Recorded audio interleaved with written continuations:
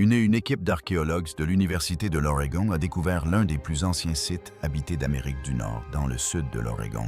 On ignore pour l'instant la raison de la présence de cette crête à cet endroit. Pendant la majeure partie du 20e siècle, les archéologues pensaient savoir exactement quand les premiers humains sont arrivés en Amérique du Nord, d'où ils venaient, et l'itinéraire précis qu'ils avaient emprunté pour y parvenir. La science était établie.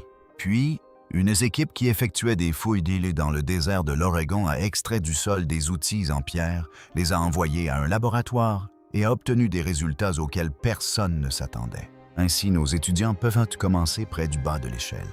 Et ils sont vraiment bien formés et savent comment faire, comment fouiller, et ils suivent les instructions de Pat et du sang vieux de 20 ans préservé à l'intérieur de la pierre. Cela fait partie du cône de Hertz, et je peux contrôler sa forme et sa taille en inclinant cette roche et en la frappant avec différents objets. Et ce que cela a révélé n'a pas seulement repoussé le cours du temps, cela a fait voler en éclats toute l'histoire.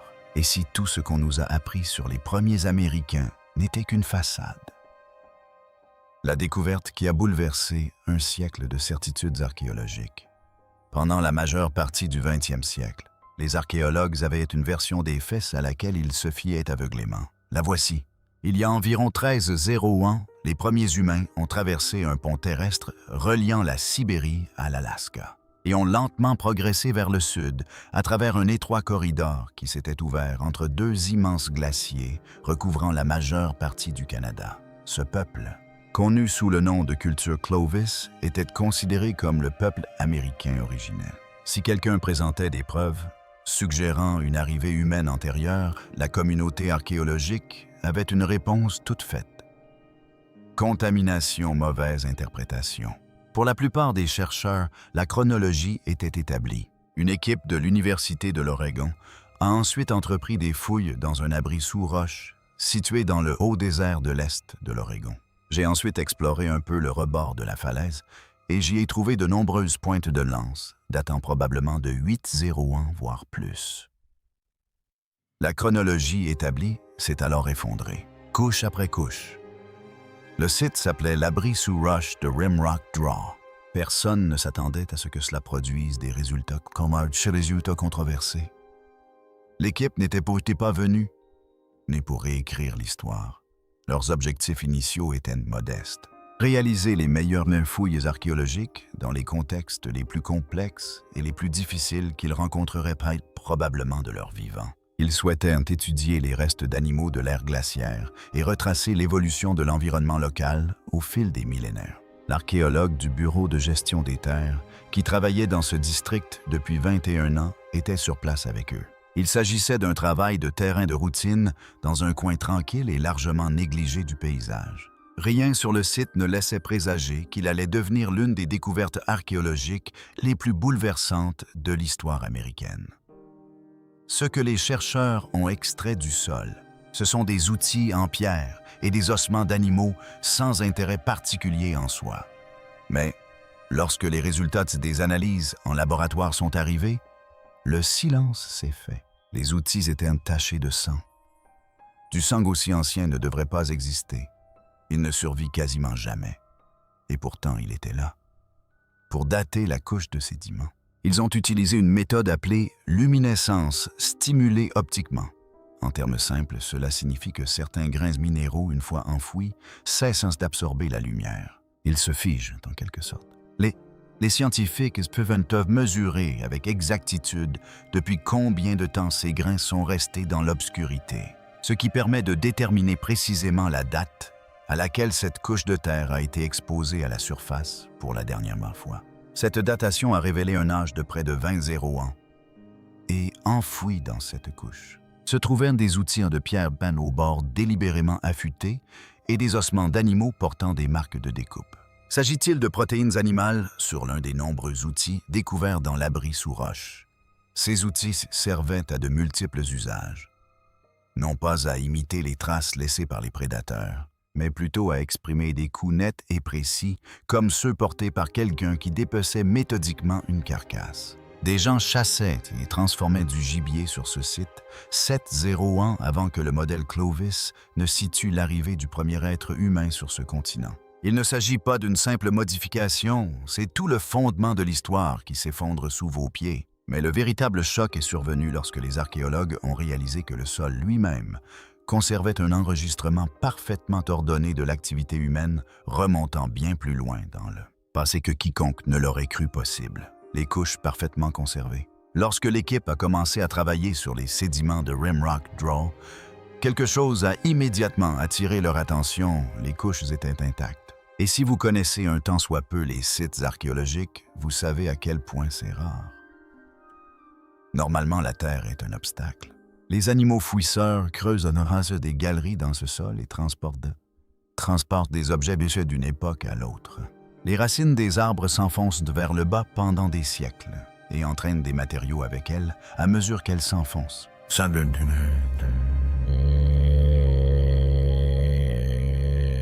L'eau de pluie s'infiltre et transporte lentement les petits objets, latéralement les déposant dans des couches dont ils ne faisaient bon pas partie à l'origine. Tout cela signifie qu'au moment où les archéologues arrivent, les objets se sont déplacés silencieusement dans le sol pendant des milliers d'années. Nous avons donné des conférences à la Société archéologique de l'Oregon. J'ai également donné des conférences à la Société archéologique du centre de l'Oregon à Bend. Des vestiges datant de 10,0 ans pourraient se trouver dans une couche géologique vieille de seulement 2,0 ans. On ne peut jamais être totalement sûr que ce que l'on trouve soit bien à sa place. Mais Rimrock Draw était différent. Les couches étaient plates et parfaitement séparées les unes des autres. Imaginez ceci, chaque fois que des gens ont vécu dans cet abri, ils y ont laissé des traces. Cendres, charbon de bois, fragments d'os, déchets organiques. Au fil du temps, ces matières se sont comprimées pour former une bande sombre caractéristique dans les sédiments. Puis, lorsque l'abri se vida et que personne n'y revint pendant des siècles, rien ne s'y déposa. Seulement de la poussière et du sable fin du désert transportés par le vent, s'infiltrant lentement par la paroi ouverte de l'abri sous roche et se déposant en fines couches sur tout ce qui se trouvait en dessous. Aucune activité humaine, aucune matière organique. Il s'agissait simplement de sédiments s'accumulant comme c'est le cas lorsqu'un lieu est complètement abandonné. Ce processus a formé une couche claire et propre par-dessus la couche sombre. Puis les gens sont revenus et une autre bande sombre s'est formée. Puis ils sont repartis. Une autre couche claire de poussière et de sable s'est formée par-dessus. En vous promenant dans le désert, vous en trouverez peut-être une, et puis vous trouverez aussi des pointes pédonculées à la surface. Mais vous ne saurez pas ce qui précède l'autre, ni s'ils sont simultanés. C'est incertain. Ce schéma s'est répété pendant des milliers d'années. Bande sombre, couche claire, bande sombre, couche claire. Chacune se superposait parfaitement à la précédente. Plus l'équipe creusait, plus les outils de pierre apparaissaient. Ils n'étaient pas mélangés. Ils reposaient séparément dans leurs propres couches distinctes, chacune rattachée à une période précise. Oui, nous l'avions trouvé. C'était celui-ci l'outil, le multi-outil en agate orange, que j'appelle le Leatherman. Des objets comme des grattoirs manuels utilisés pour dépecer un animal. De petites lames tranchantes taillées dans du silex ou de l'obsidienne pour couper la viande. C'étaient des objets basiques, mais qui n'existent que parce qu'une personne s'est assise et les a fabriqués délibérément. Un premier ensemble d'outils apparaissait à l'intérieur d'une bande sombre, entourée de cendres et de fragments d'os caractéristiques de cette période. Puis, une couche pâle de sédiments. Sédiments propres recouvraient le tout représentant des siècles de vide. Ensuite, une autre bande sombre, et à l'intérieur, un autre ensemble d'outils provenant d'une ère complètement différente. C'était exactement le schéma auquel on s'attendrait si différents groupes de personnes avaient fréquenté le même abri pendant des milliers d'années sans jamais se croiser. Et c'est précisément ce que les preuves indiquaient. Ce n'était pas un lieu où un groupe s'était arrêté une fois, s'était abrité d'une tempête, puis avait disparu. Les gens y revenaient sans cesse de génération en génération. Ils savaient que cet endroit existait et ils savaient pourquoi il valait la peine d'y revenir. La raison s'éclairait une fois la géographie comprise. Durant la période glaciaire, les terres entourant cet abri sous roche jouxtaient une zone humide, au cœur d'un désert aride et impitoyable. L'eau stagnante constituait une ressource extraordinaire. Les animaux parcouraient toute la région pour s'y approvisionner. Et les peuples qui connaissaient l'existence de cette eau les ont suivis jusque-là fidèlement et inlassablement pendant des millénaires. Mais le véritable tournant restait à venir. Plus profondément dans les sédiments, l'équipe atteignit une couche scellée sous une bande de cendres volcaniques. Ce qui était enfoui en dessous allait constituer le défi le plus direct à l'histoire communément admise de l'arrivée des premiers humains en Amérique du Nord, le chameau géant de l'ère glaciaire. Enfoui sous terre se trouvaient des dents et des fragments de mâchoires appartenant à Camelops esternus, un chameau géant aujourd'hui disparu qui parcourait autrefois l'Amérique du Nord en très grand nombre. Cet animal mesurait près de 2 mètres au garrot et pesait des centaines de kilogrammes. Allez, essayez, vous n'y arrivez pas. Un chameau, lui, le peut. Voilà donc une autre caractéristique étonnante. Et il avait disparu de la surface de la Terre depuis des milliers d'années, avant que quiconque ne songe à le rechercher ici. Mais ce ne sont pas les ossements eux-mêmes qui ont le plus perturbé les chercheurs, c'est leur disposition. Ils n'étaient pas dispersés comme les ossements d'un animal mort seul et se décomposant dans un champ. Ils étaient disposés selon un schéma spécifique et reconnaissable, semblable à celui que l'on retrouve sur les sites d'abattage humain du monde antique. En les examinant de près, l'équipe a constaté la présence de nombreuses entailles, principalement au niveau des articulations. Ce détail est important.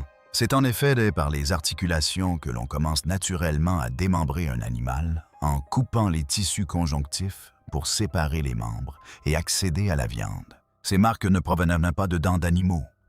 Elles n'étaient pas dues à l'érosion ni au poids des sédiments accumulés au fil des siècles. Elles correspondaient exactement aux marques laissées par les outils en pierre. Quelqu'un avait chassé cet animal, l'avait abattu, puis s'était penché sur la carcasse et l'avait méthodiquement dépecé. Pour comprendre ce que cela signifie, il faut imaginer le monde dans lequel vivaient ces gens. Il y a près de 20 ans, l'Amérique du Nord ne ressemblait presque en rien à ce qu'elle est aujourd'hui. Les glaciers recouvraient la majeure partie du Canada et des calottes damées sans calottes glaciaires de près de 3 km d'épaisseur dominaient de la moitié nord du continent. Les plaines ouvertes étaient partagées par les mammouths, les mastodontes, les paresseux terrestres géants et ces chameaux ancestraux qui se déplaçaient en troupeaux à travers des paysages aujourd'hui disparus. Des loups redoutables chassaient dans ces mêmes espaces, des tigres à dents de sabre aussi. Le monde était plus froid, plus étrange et bien plus dangereux que tout ce que les êtres vivants d'aujourd'hui peuvent véritablement décrire. Et, au beau milieu de tout ça, un groupe de chasseurs humains a tué un chameau géant, l'a traîné jusqu'à cet abri sous roche et a découpé la viande de ses os avec des outils de pierre portatifs.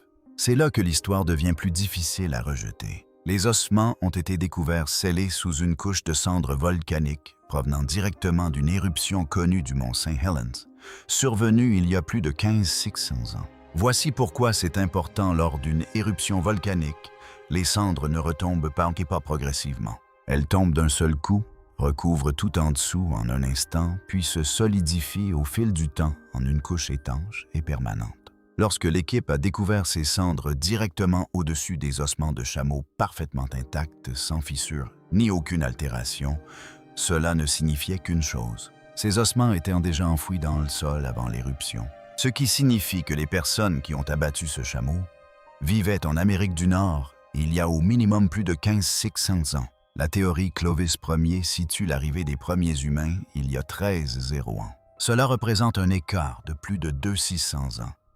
Ce n'étaient pas les premiers Américains. Quelqu'un était déjà là. Le modèle Clovis n'avait pas seulement été remis en question, il avait été contredit par la Terre elle-même. Puis vint la datation au radiocarbone de l'émail de la dent de chameau. Et le résultat obtenu indiquait environ 250 ans avant notre ère. Réfléchissez-y un instant. Le site de l'Oregon suggérait désormais que des humains marchaient, chassaient et transformaient des animaux dans le nord-ouest du Pacifique au moins 50 ans avant l'arrivée supposée du peuple Clovis. Il ne s'agit pas d'une modification mineure. Voilà le genre de découverte qui oblige tout un domaine scientifique à s'arrêter et à reconsidérer tout ce qu'il croyait savoir. Puis vint le détail qui changea complètement la perception de cette découverte. Parmi les outils d'Omaha découverts à Rimrock Draw figurait un grattoir, un petit outil de coupe portatif taillé dans la pierre. Or, cette pierre était de l'agate orange. Cela peut paraître un détail mineur, mais sa signification géographique est indéniable. L'agate orange est introuvable aux alentours de Rimrock Draw. La source connue la plus proche se situe à des centaines de kilomètres. Personne ne ramasse une pierre aussi loin de chez soi par hasard. Ce matériau a forcément été transporté intentionnellement jusqu'à cet endroit, ce qui signifie deux choses. Une plante des marais ou des lacs qui produit un tubercule comestible à son extrémité inférieure et qui était utilisé par l'homme. D'ailleurs, je crois qu'il y a le lac Wapato.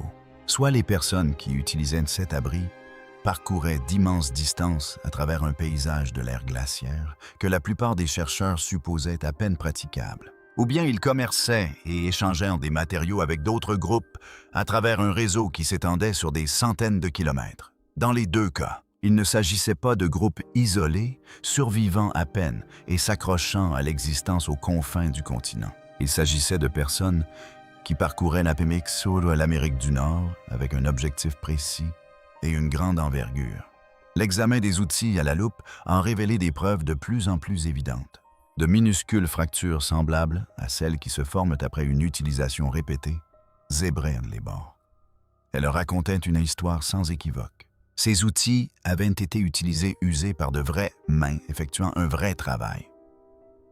Et voici pourquoi cela a une importance directe. La première théorie, Clovis, affirme que lorsque le peuple Clovis est arrivé, il utilisait une technologie d'outillage très spécifique et reconnaissable de longues pointes de pierre cannelée, fabriquées d'une manière particulière. C'était la signature.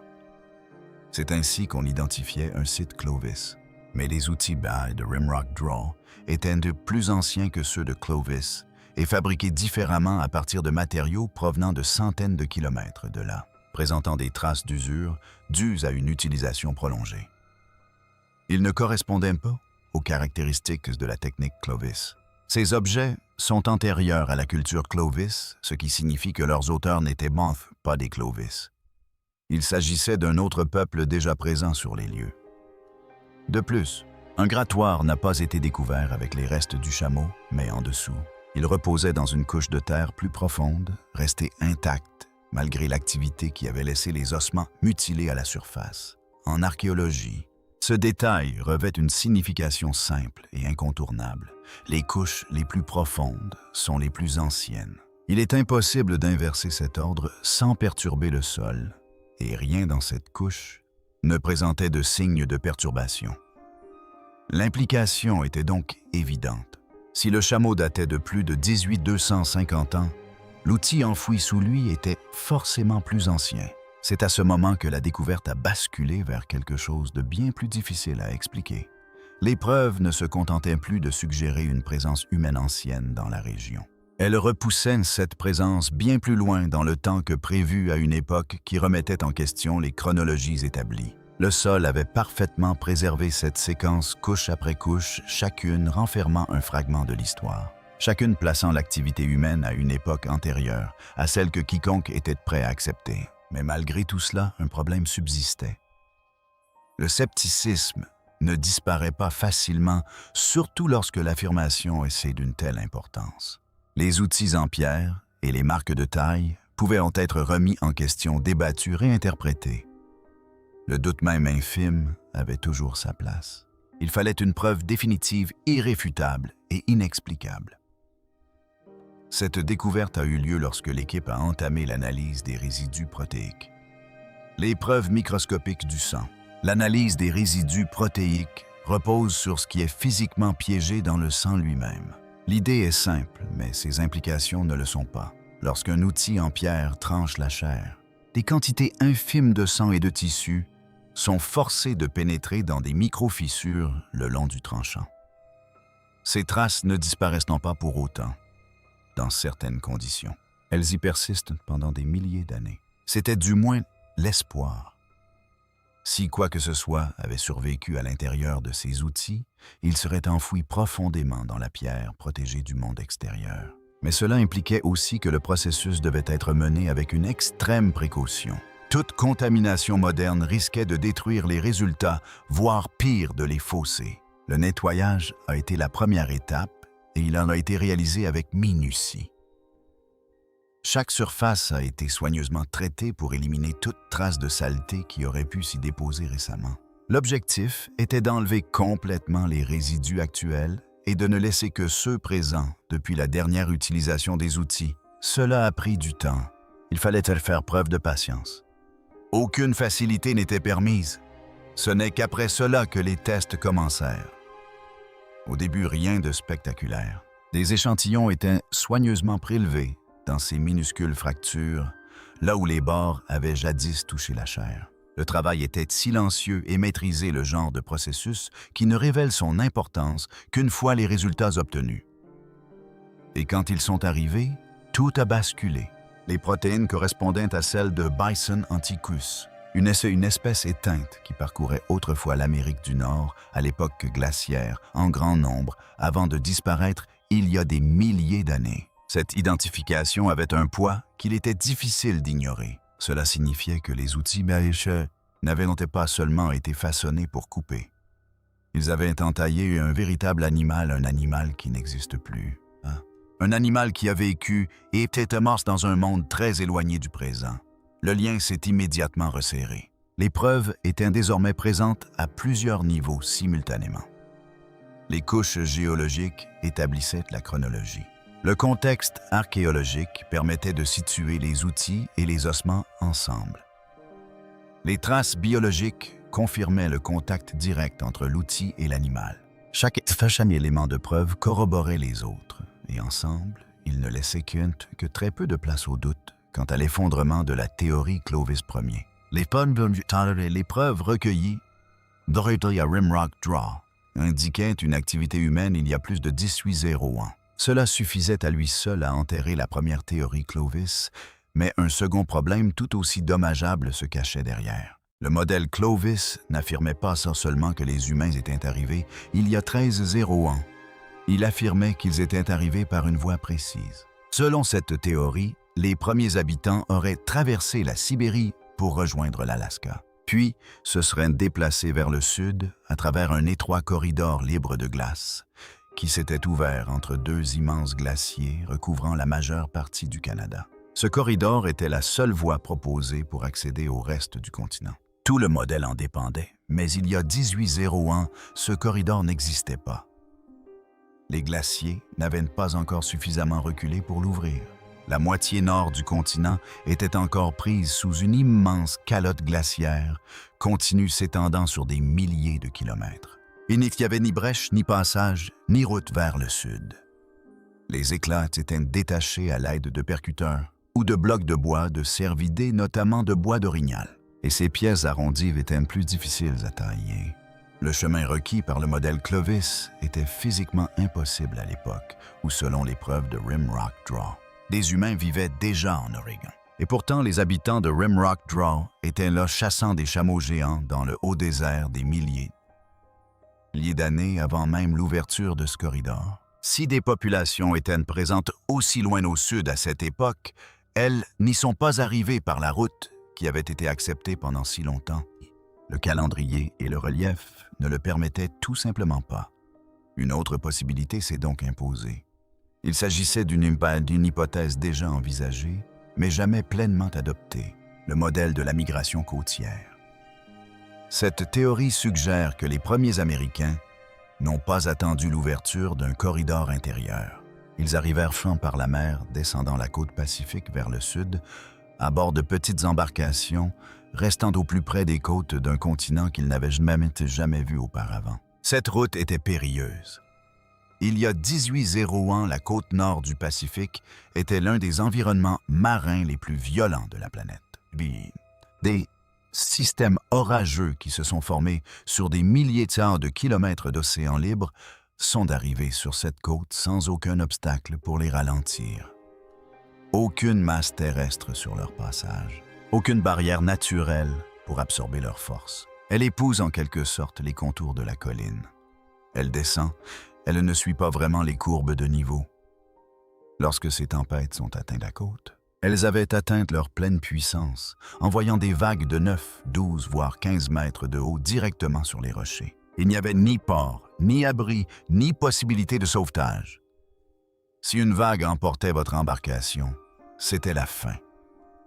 Pourtant, tout porte à croire que des gens ont entrepris ce voyage, malgré tout, s'arrêtant en chemin pour pêcher, chasser les mammifères marins et ramasser des coquillages sur les rochers. Assez de nourriture pour continuer à se déplacer, assez de compétences pour survivre dans des conditions qui seraient considérées comme extrêmes, même selon les normes modernes. Cela exige non seulement du courage, mais aussi des connaissances accumulées, une compréhension des marées, des courants et des phénomènes météorologiques qui ne pouvaient provenir que de générations de personnes ayant vécu et péri au bord de la mer avant même que ce voyage ne commence. Il ne s'agissait pas de bandes nomades errant à l'aveuglette sur un nouveau continent. C'étaient des gens de mer expérimentés qui connaissaient suffisamment bien l'océan pour le traverser. Et cela nous amène à la pensée la plus troublante de toute Rimrock Draw, ne marque peut-être pas le début de cette histoire. Il s'agit peut-être du premier endroit où les preuves ont suffisamment bien résisté pour être reconnues. Les couches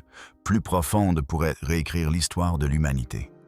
À Rimrock Draw, la dent de chameau a attiré l'attention en raison de son ancienneté et des signes évidents que l'animal avait été dépecé par l'homme. Au premier abord, cela semblait être une limite, un point marquant la profondeur à laquelle l'épreuve pouvait remonter en toute sécurité. Mais cette hypothèse ne s'est pas maintenue longtemps lorsqu'on a examiné plus attentivement les couches sous-jacentes. La dent ne reposait pas sur la roche-mère.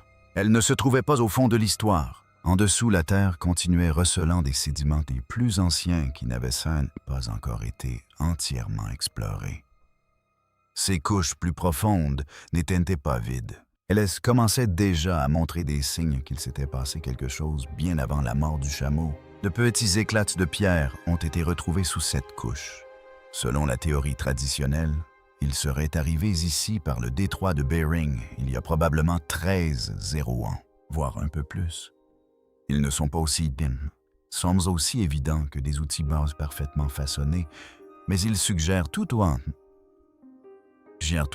une action délibérée. La pierre ne se brise pas, selon ces schémas, sans une force appliquée de manière contrôlée. À côté, il existe des indicateurs subtils plus difficiles à définir, mais difficiles à ignorer une fois remarquées de légères perturbations dans le sol. Des motifs qui suggèrent une activité répétée plutôt que des processus naturels aléatoires. Les travaux sur le site sont loin d'être terminés. Les chercheurs l'ont reconnu dès le début. De vastes portions de Rimrock Draw restent intactes car les fouilles ont leurs limites. Le financement n'est pas illimité et chaque couche retirée est une couche irréparable. La préservation est aussi importante que la découverte et cet équilibre ralentit tout.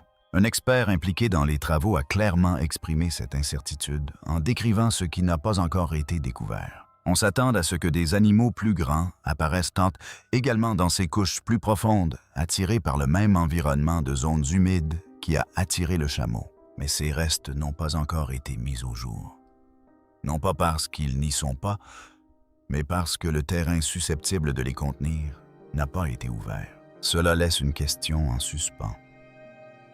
Si la présence d'outils ou de signes évidents d'activité humaine est finalement confirmée dans ces sédiments plus profonds, la chronologie ne se décale pas légèrement.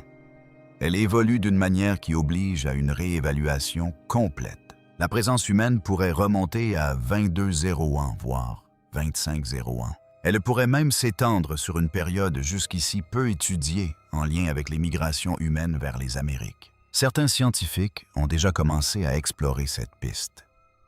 Ils s'intéressent au dernier maximum glaciaire, une période il y a près de 26 ans où des calottes glaciaires recouvraient de vastes portions des continents nordiques et où le niveau des mers a chuté de façon spectaculaire. Un impact de pierre a creusé le puits, formant cette cicatrice à l'intérieur. Cette érosion aurait exposé une plus grande partie du littoral pacifique, créant potentiellement des routes qui n'existent plus sous la même forme aujourd'hui. Si des populations étaient présentes à cette époque, elles auraient pu se déplacer le long de ces rivages, naviguant dans un paysage qui a depuis été modifié ou submergé. Cette possibilité change bien plus qu'une simple date sur une chronologie. Elle bouleverse tout le cadre de compréhension de la façon dont les premiers humains vivaient et se déplaçaient. Elle suggère qu'ils s'adaptaient à des conditions extrêmes bien plus tôt qu'on ne le pensait en utilisant des environnements exigeant vigilance, planification et savoir-faire. Cela signifie aussi que les premières traces de leur présence ne se trouvent tenant peut-être pas là où on aurait pensé chercher au départ. La situation évolue. L'histoire qui semblait autrefois immuable commence à se fissurer, et chaque nouvel élément de preuve vient s'ajouter à ce qui était resté incontesté pendant près d'un siècle. Rimrock Draw n'est plus seulement un site isolé, présentant des découvertes inhabituelles. C'est devenu quelque chose de plus inquiétant. C'est devenu une faille dans un récit longtemps accepté. Et quelque part, sous des couches de cendres de terre et d'un silence ancestral, les véritables origines de la vie humaine en Amérique attendent peut-être encore d'être découvertes.